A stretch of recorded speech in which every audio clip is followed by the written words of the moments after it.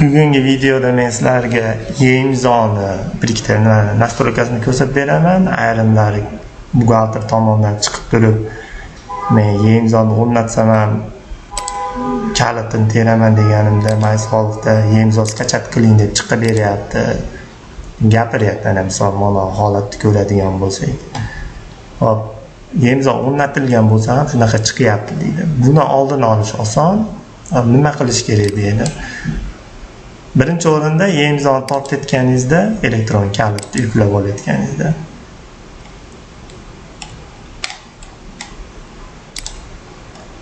mono versiyasini skachat qiling.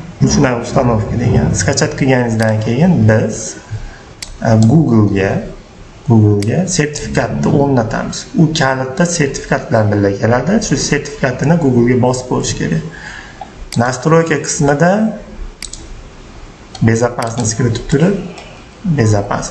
turib, mana настройка sertifikat degani bor. Shu yerga biz sertifikatni o'rnatamiz. Mana men o'rnatdim. Sizlar shunday o'rnatasiz, importni bosasiz. Skachat qilganingizda mana no jiriya deb chiqadi. Ichiga kirasiz, e-imzoni ichiga kirasiz. Mana pm degan fayl bor. Uni o'rnatasiz. O'rnatganingizdan keyin bemalol buni yopib yuborasiz. Безопасностьda va foydalanuvchi kalitni obnovить qilsangiz ochilib ketadi. Men hozir e-imzoni yoqaman. Men shuni yoqqandan keyin sizlarga ko'rsataman. Mana kalitni o'rnatdim, bitta qilaman, ishlab ketadi. Keyin ayrim hollarda manaqa bo'lib turib qoladi. Ko'pchilik prosta pastga tushirib qo'yib e'tibor bermaydi. Buni ham to'g'irlash oson. Mishkani o'ng tomonini bossangiz o'zini nimasi bor, aynakchasi bor.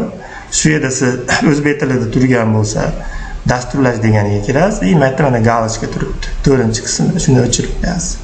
Agar rus tiliga olib o'taman desangiz, nastroykada tili bor, almashtirsangiz bo'ladi. Olib o'tganingizdan keyin bitta o'chirib turib, boshqatdan yopib yuborasiz. Pastga tushib qoladi.